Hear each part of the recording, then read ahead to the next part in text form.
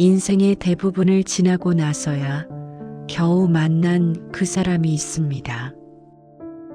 외로움이 익숙해질 만큼 익숙해진 나이에 이제는 혼자인 삶도 받아들였다고 생각했을 때 기적처럼 내 곁에 나타난 그 사람.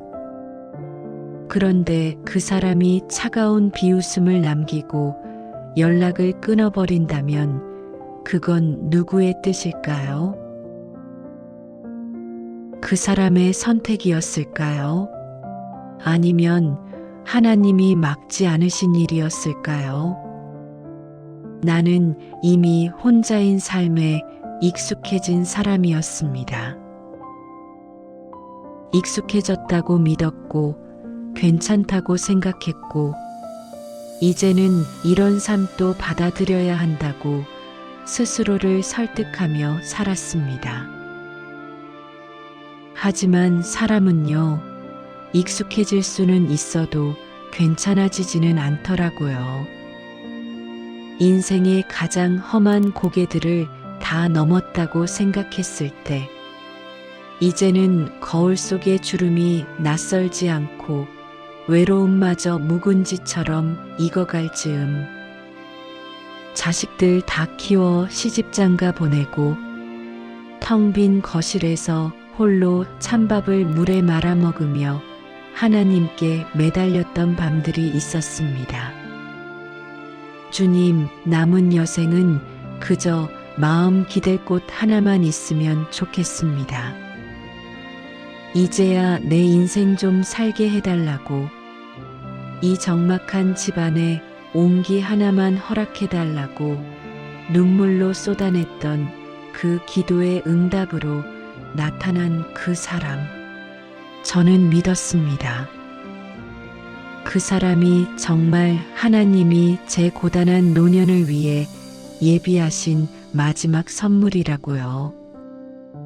인자하신 하나님이 내 남은 삶만큼은 실패 없는 완벽하고도 따뜻한 위로를 보상처럼 내어주실 거라고요. 그 보상 심리가 나의 영적인 눈을 가리는 첫 번째 안개가 되리라고는 꿈에도 생각지 못했습니다. 그 사람을 만난 건 내 삶이 가장 고요하다 못해 정지된 것처럼 느껴지던 어느 새벽이었습니다. 교회 봉사팀의 뒷정리를 묵묵히 돕던 그의 손길은 정중했고 조용히 읊조리는 그의 기도 소리는 깊은 바다처럼 장엄해 보였습니다. 놀랍게도 그 사람 역시 나와 같은 아픔의 터널을 지나온 사람이었습니다. 자식들에게 짐이 되기 싫어 홀로 견디던 고독, 신앙으로 버텨온 인고의 시간들, 그 공통된 상처가 우리를 자석처럼 끌어당겼습니다. 아, 하나님이 드디어 내 눈물을 닦아주시려고 이 사람을 숨겨두셨구나. 내 은밀한 신음소리를 주님이 외면하지 않으셨구나. 그래서 더 쉽게 믿었습니다. 이건 우연이 아니다. 하나님이 연결하신 거다. 출가한 자식들에게도 차마 입 밖에 내지 못했던 그 지독한 소외감을 주님이 알아주셨다는 확신에 나는 마치 첫사랑을 시작한 소녀처럼 가슴이 설렜습니다. 그가 문자로 보내오는 성경 구절 하나에 온 집안이 환하게 밝아지는 것 같았고, 함께 부르는 찬송 소리에 천국이 이미 임한 것 같았습니다. 하지만 나는 보지 못했습니다. 사람의 진짜 모습은 거룩한 기도실이 아니라 그 문을 열고 나간 뒤에 비릿한 일상 속에서 증명된다는 사실을 말입니다. 여기서 잠시 멈춰 묻습니다. 정말 그 사람이 하나님이 보내신 마지막 인연이라면 왜 지금 저는 평안의 안식이 아니라 지옥 같은 의심과 배신감으로 시커멓게 타들어가고 있는 걸까요? 주님이 주신 선물에 왜 이토록 독이 묻어 있는 걸까요? 우리는 자주 손을 맞잡고 기도했습니다. 하나님, 이 늦깎이 인연 속에 주님의 거룩한 설계가 있음을 믿습니다. 하지만 돌이켜보니 그 기도는 내 안의 불안을 가리기 위한 화려한 포장지였습니다. 오랜 세월 나를 지켜봐 온 지인들이 그리고 자식들이 조금 더 천천히 알아보시는 게 어떠냐고 어딘가 모르게 말이 앞서는 것 같다고 조심스레 조언할 때마다 나는 속으로 그들을 판단하고 정죄했습니다. 당신들이 내 외로움을 알아? 평생을 희생해온 나에게 하나님이 주시는 정당한 선물인데 왜 당신들이 회방을 놓는 거야? 이건 사탄의 방해야. 확신이 깊어질수록 내 영혼의 눈은 점점 더 캄캄해졌습니다.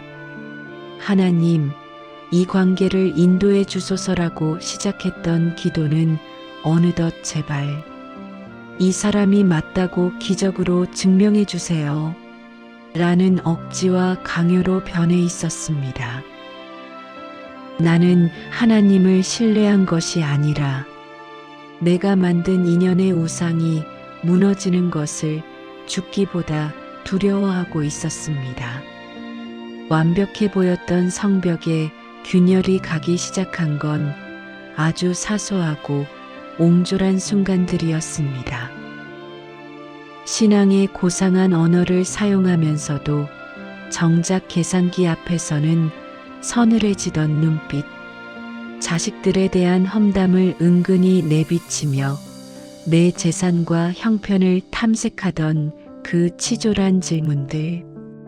예배에 빠지는 핑계는 늘 거룩했지만 정작 자신의 쾌락과 편안함을 위해서는 하나님의 이름도 서슴지 않고 파는 그 이중성.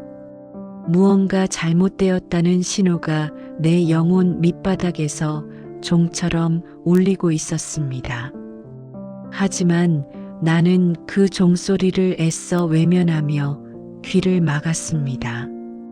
나이가 들면 누구나 자기 고집이 생기는 법이야.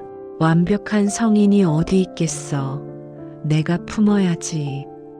사실은 그 사람의 실체를 인정하는 순간 다시 그 차가운 거실에서 혼자 밥을 먹어야 할 그 적막함이, 그 지독한 고독이 죽기보다 두려웠기 때문입니다. 나는 진실보다 거짓된 온기를 선택했습니다. 그때 제 뒷덜미를 서늘하게 스쳤던 그 예감들, 그 작은 찝찝함들, 하나님이 제 옷소매를 붙잡으며 얘야, 여기가 아니다. 제발 멈춰라라고 수천 번 속삭이셨던 그 수많은 경고를 저는 왜 믿음 없는 소리라 치부하며 끝까지 고집을 피웠던 걸까요?